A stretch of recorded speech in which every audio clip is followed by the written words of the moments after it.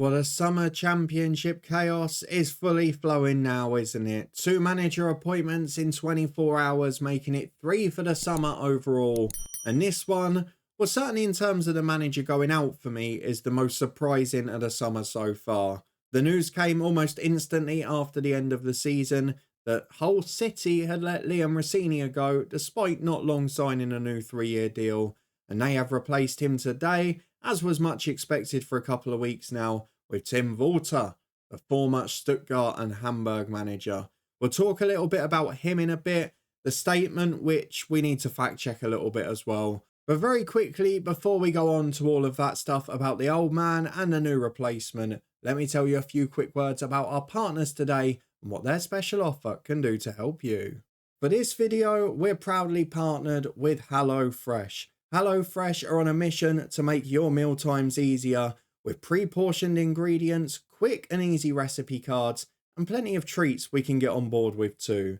Get 60% off your first box plus free dessert for life by clicking a link at the top of the description. Sounds good, doesn't it? I've tried it before, I'm a big fan of the brand, and have helped with my weight loss this year too. There's healthy options available, so why not grab your discount and give HelloFresh a go from the description below. Apologies for any stumbling blocks because this is the second one I'm recording in a couple of minutes, immediately after getting back from a few days break, so bear with me. But we're going to talk about Liam Rosenior, who, probably for the second time in his short managerial career, can feel a little bit hard done by. Of course, having had a good start to a season in League One at Derby, he was let go for Paul Warne. And then at Hull City, I think you have to say he did a remarkable job. He came in and kept them safe last season very comfortably, built them into a side that were hard to beat, that certainly had the fans on side. The MKM was starting to fill, the City was starting to get behind the players and the club, and they were starting to fill the stadium every week. And it all seemed to be going pretty well, especially when Rosenior was given a new 3-year deal midway through last season, as Hull City were challenging for the playoffs. However, after missing out only on the final day in 7th, Liam Rosenior was almost instantly let go. And I feel this is a little bit of a knee-jerk, quick reaction to something that probably needed a bit more time. And actually, if you look at perhaps what Norwich have done in the earlier manager special, Hull City were maybe going on that trajectory with Liam Rosenior and didn't need to make the move. But let's talk a little bit about it, because although his win rate overall was 34% at Hull, his team were incredibly hard to beat. And this season, they were obviously significantly better, finishing in 7th after a slow start. However, I think what we saw here is that the owner Acun, who's been very vocal and very forefront of Hull City's plans, they gambled a bit in January. They went for some big loan signings. Ryan Giles from my club Luton, the likes of Fabio Carvalho, for example, from Liverpool. They went for people who they thought, right, we've got the toughest set of fixtures out the way. We're going to go for the top 6 now. And it didn't quite work out that way. The championship is very hard to do. And Hull City haven't been in that race before, whereas Norwich City have several times in recent seasons. West Brom likewise, both of those have yo-yoed a fair bit. Then you've got the 3 relegated clubs from the Premier League and Ipswich Town, who had a remarkable manager and remarkable momentum at a football club that was, perhaps in terms of its project, a little further ahead than Hull City, although maybe as a whole football club, maybe not in that instance. But what happened with Hull City is that there was always this little battle between Liam Rosenior's style of play building up a club and what the owner expected. Now, it's not the first time we've seen that, is it? The Birmingham example with John Eustace is exceptional. And look how that's worked out. John Eustace was building a solid foundation from a side that had spent many years struggling. Now, to put it into perspective from the Hull City point of view, since they'd been relegated from the Premier League in 2017, they had not finished in the top half of the Championship. They'd obviously gone down to League One and come back up. But that 7th place finish this year, by multiple positions, was their highest place finish since 2017, when they were in the Premier League. So Liam Rosenior was putting building blocks in for a club that was going in the right direction. And most clubs start with a solid defence. Look higher up the ladder. Arteta had 2 tough years at Arsenal when they finished 8th, and in a lot of those games they were playing for 1-0s, for 1-alls. They were trying to create a solid foundation and a solid base at the back, and now they've added suave excellence and brilliance going forward. If you look at the Birmingham example, they went the other way. They bit the bullet. They got rid of John Eustace in those playoff places, And we all know what happened to them since. They'll be plying their trade in League One next year. And I just feel, I've got to be honest with you here, that Liam Rosenior was building something very special on and off the pitch. The fact that they weren't playing brilliant, dominant football and Liam Rosenior was still getting that huge backing from the crowd showed that they were going in the right direction for me. We've had that at Luton in recent years at stages with both Rob Edwards and Nathan Jones, where the fans knew it was the right person to stick with. I just feel they've gone too soon here. I feel this is the wrong move, I have to be honest. And it's nothing against the new manager. And of course, we know it's about style of play. But Liam Rosenior could have developed that if given more time. But he's focused on the most important part first, to get results and move Hull away from being a relegation candidate every year, which is important. I do feel it's possibly contending with the likes of Birmingham and Sunderland for silliest sacking of the season. But overall, I think we have to reflect on the fact Liam Rosenior did a good job. And do you know what sort of proves that? Is since he got sacked, the Norwich job's come up, the Plymouth job's come up, and he's been the favourite for both of them at one stage. Norwich City have obviously gone for a different route now. Plymouth, we're led to believe that he turned the job down. The fact that every other club that's coming up, Liam Rosenior is getting a big mention, tells you exactly what most people think of him. And I think ultimately, this could end up being one that works out for both parties, because Hull City clearly want to change their style, and Liam Rosenior has done nothing but raise his stock since he's been in charge of the club. So overall, if we park that section, I would say he did a very good job. I do feel it's the wrong decision, but it's not fair to judge the new man purely based on what we thought of the sacking of the old one. Let's have a chat about Tim Walter, and let's have a chat about this statement, which there are a few things that need to be either asterisked or fact-checked, depending on how you want to look at it. So Tim Walter will become the new head coach. He signs a 3-year deal and will take over at the start of pre-season. Now, I'm going to read you this paragraph. An innovative coach with a high-octane, possession-orientated style of play. Walter has managed almost 200 matches in his homeland and boasts a win ratio of 50.25%. We'll come back to that, averaging nearly 2 goals per game. Acun's delighted, of course. It was his first choice. He's been a heavy favourite for weeks. There is no doubt that when he says he was the one I wanted, that I don't believe him. However, it's his second appointment based on style of play. And the first one, it has to be said, was bordering on a disaster in Shota Arveladze. Very similar situation, came in for a coach that had done well, that had got the club into a very solid position defensively, but maybe didn't have the goal threat or the budget to go and push on to that next level. And I feel like we're kind of seeing deja vu again. Now, I don't think this one's going to work out as poorly as the Arveladze one, partly because Walter, I think, is a better and more proven coach at a higher level, but also because Liam Rosenior is leaving them in a significantly better position. He's also got other experience as well, has managed the second team at Bayern Munich and a few other clubs in the lower league, such as Holstein Kiel.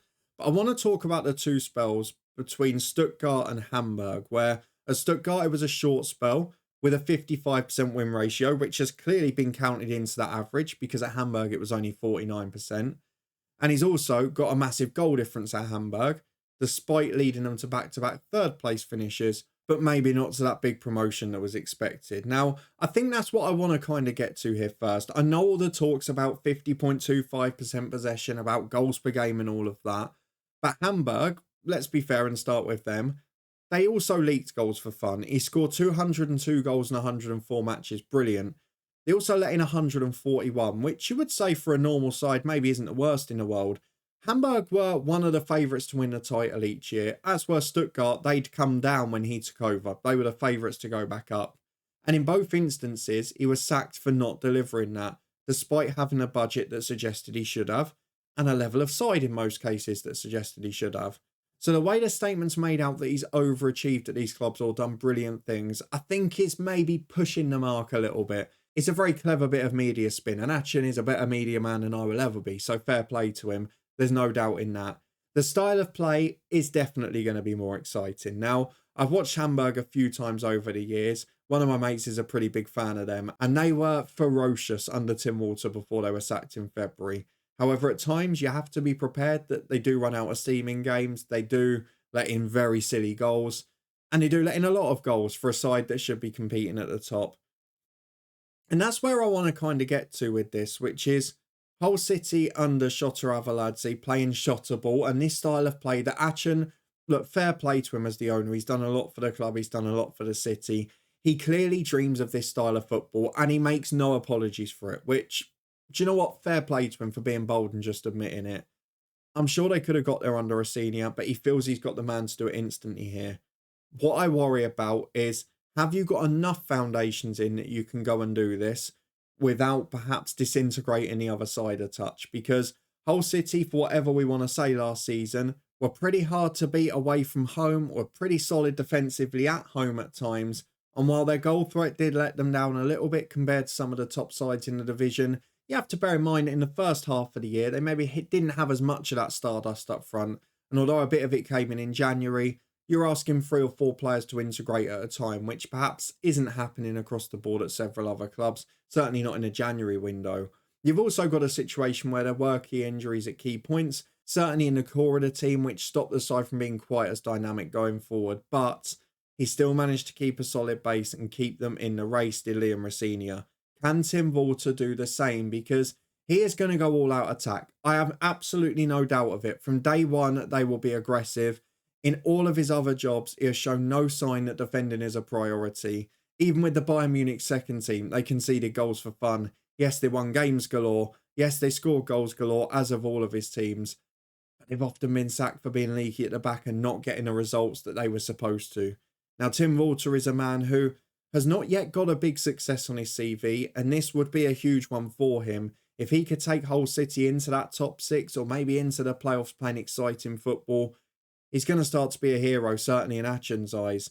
And my question is, what are the expectations again this year? We mentioned it with Norwich in the one earlier today. There may be understanding that from a results point of view, they might take a slight step back here just to try and go forward in a long term with everyone united and with a new style of play and a new style of managing the way that players come into the club and are progressed through the youth academy. Here is Acun going to be willing to give up results? Because I'll be honest with you now, I don't see Hull City finishing that high in the Championship next year compared to last year, purely because the best teams in the Championship generally are the ones that can defend well. And Tim Walter's side, unless there's a miracle or they can hang on to that perfect balance of Liam Rosenior's defensive tactical nous, they will not be that good defensively. His teams just haven't been. There's no evidence to suggest it. They'll be exciting. They'll be the game that you want to watch if you're a neutral watching on Sky Sports or something. But there are times where you do not want to be a defender in his team. And 1 or 2 Hamburg players actually came out to that effect at some point in 2024 to mention it when he left the club. So definitely an all or nothing approach. Definitely Acun's going for the entertainment and the style of football he wants here. But at what cost is my question in terms of results and on the pitch action? Because we've seen that go wrong before at Hull. It is going to be high tempo. It is going to be exciting. But I'm a little bit worried, if I'm honest, about Hull City in terms of results. Now, I don't think they're going to be in any threat near the bottom before anyone gets overexcited and starts typing here. I just don't see them being in that top 6 at the minute. And I hope I'm wrong, because we all want to see that style of football. But it's got to be balanced at times. The best sides balance it with defensive nous. And Tim Walter in his career as of yet has not managed that. Will this be the first one where he does? We'll wait and find out over the next few months. The 2 questions we always ask at the end: will he see out his contract of 3 years? Well, almost certainly not. The Championship tells us that. And Acun has been a little trigger happy since he's been in at the club. I think that's a fair statement. But also, how will Hull get on next year? Now, I actually think they'll still be a very solid mid-table, maybe even lower top half. It is always hard to tell this early in the summer. We're in May still. There are players where loans have expired. We don't know if they're going to be staying on or who's going to be replacing them. We've got the released and retained list. We know who's going, but we never know who's coming in, which always makes it hard. But the one thing we do know, with Tim Walter being the style of man that Acun wants, he's going to be backed. And there are going to be lots of players coming in. Albeit, as we've seen before at Hull, Tim won't be leading that recruitment. We'll see a couple of Turkish-based players come in, and we'll see some other big-name signings as well. I wonder if 1 or 2 of those loan players will be staying. Certainly looks like it for now. But I don't know that Hull can match 7th place again. There are going to be strong teams in the Championship next year. Of course, Leeds have stayed down. There are some clubs that, if they get it right, have been in that mix in recent seasons. And there are some clubs that you can just bank on to consistently be there. Coventry, Middlesbrough, who were decimated by injuries this season, but will get slightly better. And of course, of the relegated clubs, Sheffield United are having a bit of trouble off the pitch at the minute, but the other 2 we would expect to be up there as well. Hull can of course be part of that mix, but I do feel Tim Walter will have to adapt slightly. On the evidence I've seen in his career so far, I can't bank on that. So as it stands for now, I would have Hull to miss out on the playoffs, but playing entertaining and exciting football. However, we've seen instances this year, even Russell Martin, who around October, November at Southampton had to change his style slightly and find that balance. And it's whether or not Tim Walter will be given the time to do that at Hull, whether it will be accepted because it seems Acun has bought him for the style of play, and whether or not results mean more than performances, which we're yet to see that tested for the new owner because they've not really had a time where they're incredibly exciting to watch and still picking up some results. Is it going to be acceptable if he maybe finishes 2 or 3 places below Liam Rosenior, just outside that playoff mix, but plays brilliant football throughout? It'll be interesting to see if he gets to the end of the season to find that out. Let me know what you think in the comments though, because it doesn't matter what I think. Hull City fans, you're the important ones here. Are you excited by the appointment? Are you looking forward to it? The style of play should be great to watch. But do you worry as well that with Liam Rosenior, you were going in the right direction? You were moving up the championship, and that maybe this is going to be a slight backward step to maybe go forward in the future. If you did enjoy this one, please do chuck a thumbs up on it. Let me know your thoughts on the appointment and whether you're excited down in the comment section. If you want to stay up to date and make sure you see all the Championship Manager specials, as well as the match day predictions every round in the 24-25 season, and subscribe and turn that notification bell on. Thank you very much for being here as always. Check out the Norwich one and the Plymouth one from the last week or so if you haven't yet as well. You can find those both in the eye above. But for now, thank you for watching, and we'll see you back here soon, as I'm sure another Championship Manager special is very close on the way.